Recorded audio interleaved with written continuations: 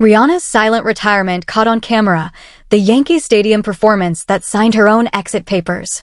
Listen, not she had an off night. Not the crowd was tough. I mean legitimately, professionally, spiritually finished with it.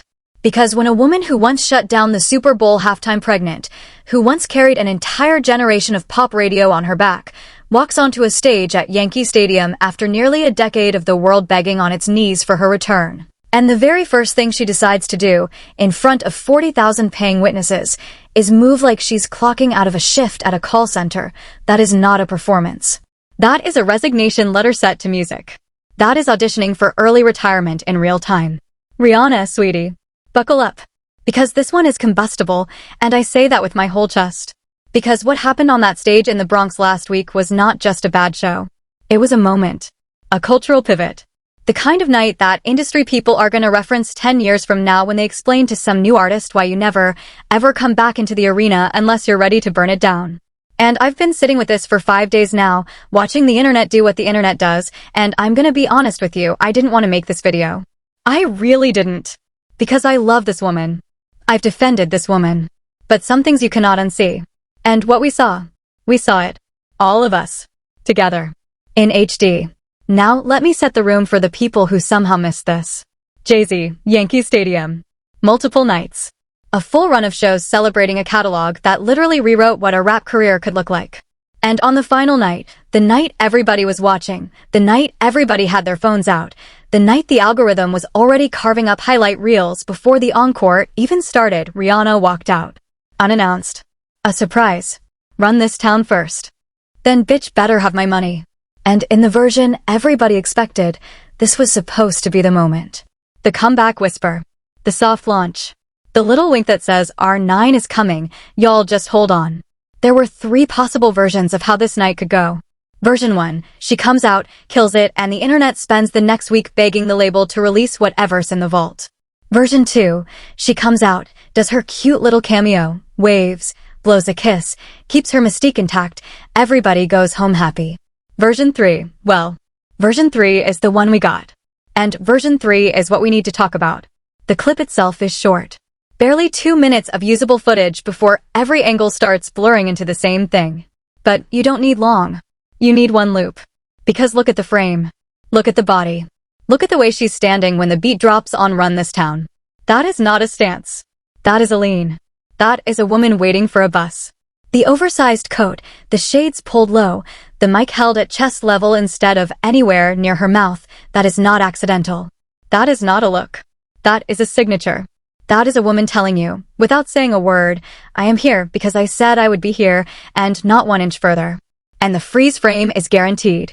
Because every camera in that stadium was aimed at her, and she knew it, and she gave them exactly nothing to work with.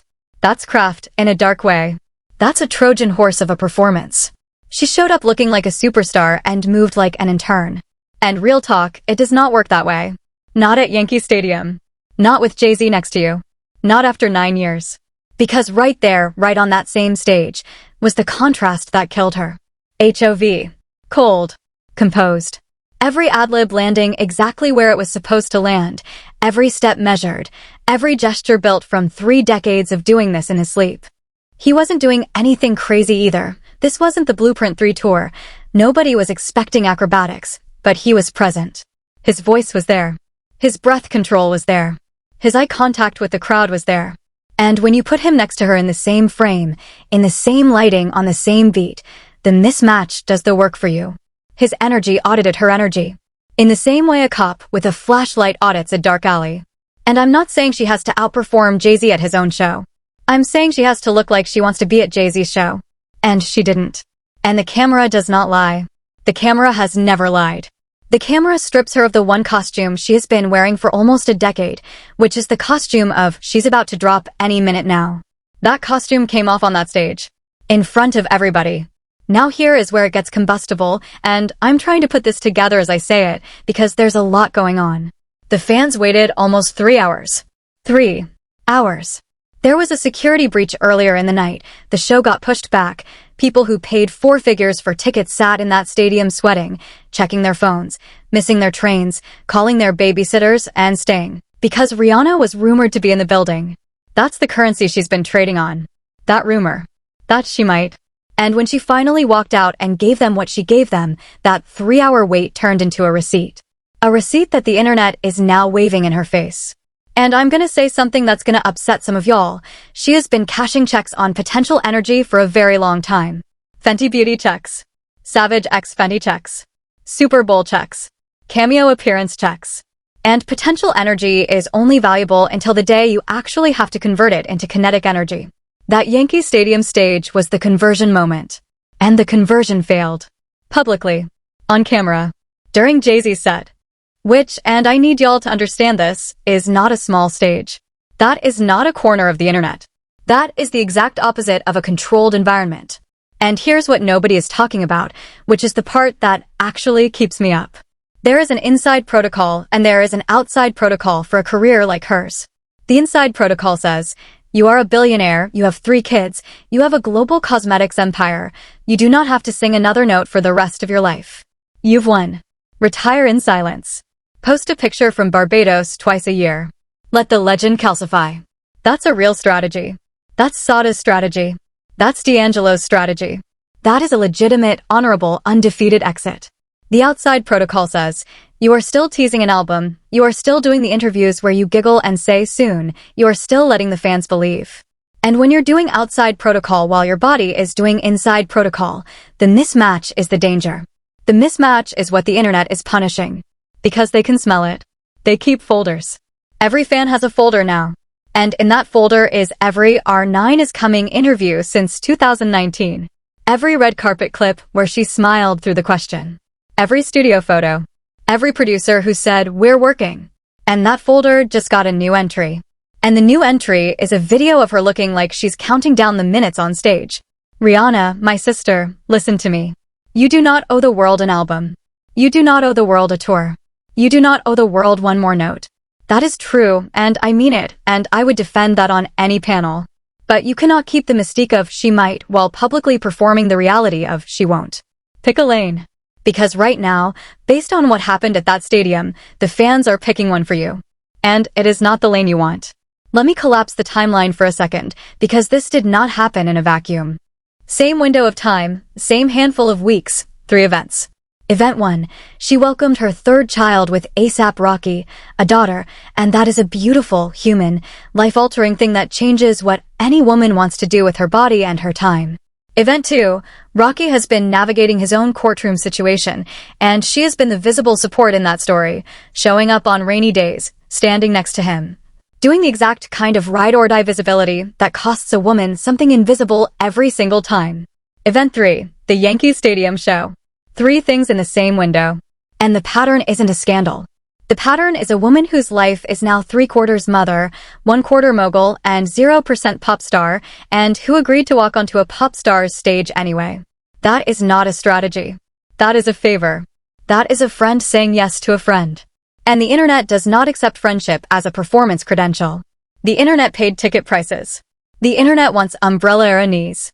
And I want to be careful here, because I am not the person who is going to tell any woman what she owes anybody after 3 kids. That's not my lane and it never will be. But the story is the pattern. And the pattern is being weaponized by the same fan base that used to defend her. Go look at the comments right now. Not the professional critics, the fans. The Navy. The ones with the flags in their bios. They're the loudest voices calling this lazy. They're the ones stitching the clips. They are the ones lining up the side-by-sides of 2016 Rihanna next to 2026 Rihanna and pretending time does not exist. And that betrayal, because that is what it is, a betrayal, is going to shape whatever she does next. Because you cannot unsee your own fan base turning on you in real time. You cannot unread those quote tweets. And this is where I have to be honest with y'all about something that's been sitting funny in my chest all week. This new clip is different from every other Rihanna moment of the last decade. Different currency. Because for 9 years, the currency has been memory. Nostalgia. What she used to do. What she meant. The way Only Girl hit in 2010. The way Diamonds felt on the radio in 2012. The way she owned 2016 with Anti. That was the bank she's been drawing from. But this clip? This clip is a new deposit. Except it's a negative deposit. It's a withdrawal. And it doesn't leave the internet. It doesn't get replaced by the next hit because there is no next hit. It just sits there. Permanent. Searchable. The top result. For years. That's the danger of a bad night when you haven't had a good night in a while. The bad night becomes the canonical night. It becomes the reference footage. It becomes the thing new fans see first. Word from the block, and I'm gonna give you the triad because that's how these things always come. Phone calls have been made. The room, meaning the label rooms, the management rooms, the Rock Nation rooms, the room is whispering that this performance was not the plan. The plan was smaller. A one-song cameo. A wave. A moment. But the moment expanded, and the preparation did not expand with it. And the folder, because there is always a folder, the folder at Rock Nation right now has a very specific question in it. And the question is, do we lean into her Mother Mogul era publicly and stop teasing the album, or do we double down and force a rollout while the internet is still hostile? That's the fork. That's the real conversation happening in offices in Manhattan this week. And nobody outside those offices knows which way it's tilting yet. And when Rihanna is quiet after a moment like this, that is the loudest siren in the room. Because this woman can perform outrage. She can perform confidence. She can perform giggling on Instagram live at 3 in the morning. She can perform every emotion the internet has ever asked her to perform. What she cannot perform is quiet. And she's been quiet since that night. No follow-up post. No cheeky Instagram story. No y'all Wilden caption. Nothing. And that silence is not peace. That silence is a woman in a meeting. That silence is a woman on a phone with 3 lawyers and a publicist. That silence is a woman crossing a threshold from entertainment into something colder. Something more strategic. Something we're gonna feel the consequences of for the next 12 to 18 months. Rocky has been quiet too, which is its own thing. No cryptic story. No, that's my girl, defense post. Nothing. And that man posts. That man is on Instagram. That man is not shy about visibility when it comes to her. So the fact that he has not stepped in to publicly counter the narrative? That's data. That's not drama. Pray for that household this week, because whatever the internal conversation is over there, it's a heavy one. And nobody on the outside is gonna know the shape of it until she decides to show it to us. If she ever does. Which, and I say this with love, she might not. The elephant in the room, the thing nobody wants to type out loud, is this. Rihanna the pop star and Rihanna the woman are no longer the same person. And they haven't been for a while. And that's fine, that's beautiful, that's what growing up looks like. But the industry she operates in still requires her to be both. It requires her to be Fenty Rihanna on Monday, Mom Rihanna on Tuesday, Red Carpet Rihanna on Wednesday, and Umbrella Rihanna on Thursday whenever her friend calls her up and asks her to hop on a stage in the Bronx. And the capability mismatch between the woman she is now and the pop star the crowd was booking is the entire story. She's a soldier for her family. She's a soldier for her businesses. She's a soldier for the people she loves. She's not a soldier for the stage anymore. And the stage found out. Here's a graveyard I want to point at, and I want y'all to sit with this. The last decade of pop music has a graveyard attached to it. It's full of women who were told they had to keep coming back long after they wanted to. Women whose bodies were public property. Women whose voices were graded like exam papers. Women who were begged to return and then punished the moment they did. Look at how we treated Britney. Look at how we treated Janet after the wardrobe malfunction. Look at how we treated Mariah every time her voice cracked. Look at how we treated Whitney at the end. The checklist is female pop star, extended absence, changed body, changed voice, one imperfect return, public flogging. Every single one of those boxes is currently checked on Rihanna. And nobody in her ear is loud enough right now to tell her that stepping back onto a Yankee Stadium stage with 3 weeks of prep and no rehearsal montage was walking directly into a trap that has been set for women in her position for 50 years. It was a trap. And she walked in wearing an oversized coat. Everybody wants to know what happens next. And there are 3 ways this resolves. Way 1, she hides. She goes dark for another 18 months, lets the internet cycle onto the next scandal, releases our 9 quietly with a Netflix documentary rollout, and forces us to reset the conversation on her own terms. That's the smart play. That's the play a strategist would run. Way 2, she leans in. She hops on a track this week, releases a single with a video of her sweating in a studio, does a surprise tiny desk, and shows the world the counter-evidence that the Yankee Stadium show was one bad night, not a symbol. That's the brave play. That's the play a competitor would run. Way 3, well, Way 3 is not on this channel today. Because Way 3 is the one where she officially, formally, publicly announces that the music chapter is closed. And I hope, genuinely, that we do not end up talking about Way 3. Because a Rihanna who never sings on a record again is a cultural loss that we will not fully feel until it's too late to reverse. And I'll tell you what I noticed this week that nobody else has flagged. The inner circle went ghost. The people who usually stitch her clips with hearts and fire emojis? Silent. The producers who usually retweet anything with her name attached? Silent. The A-list friends who usually pull up in her comments? Not there. And that is not because they don't love her. That is because they love her enough to know that attaching their name to this performance right now is a bad look for both of them. That's a survival instinct. That's the culture doing its quiet calculus. And when the inner circle goes ghost, the artist is standing alone. Which is exactly where Rihanna is standing right now. On that stage. In that coat. Forever on the internet. So the choice is here, and it's a real one. Option A, acknowledge the moment, take the L publicly, joke about it in a follow-up, and reset the relationship with the fanbase. That is the humble play. That is the play that would extend her career another 10 years. Option B, pretend it didn't happen, retreat into the businesses, and hope the internet forgets. That is the aristocratic play. That is what she probably wants to do. But history, the graveyard I just mentioned, history says the internet does not forget performances. It forgets tweets. It forgets outfits. It forgets feuds. It does not forget footage. And I hope, genuinely, with everything in me, that whoever she is talking to this week is telling her that.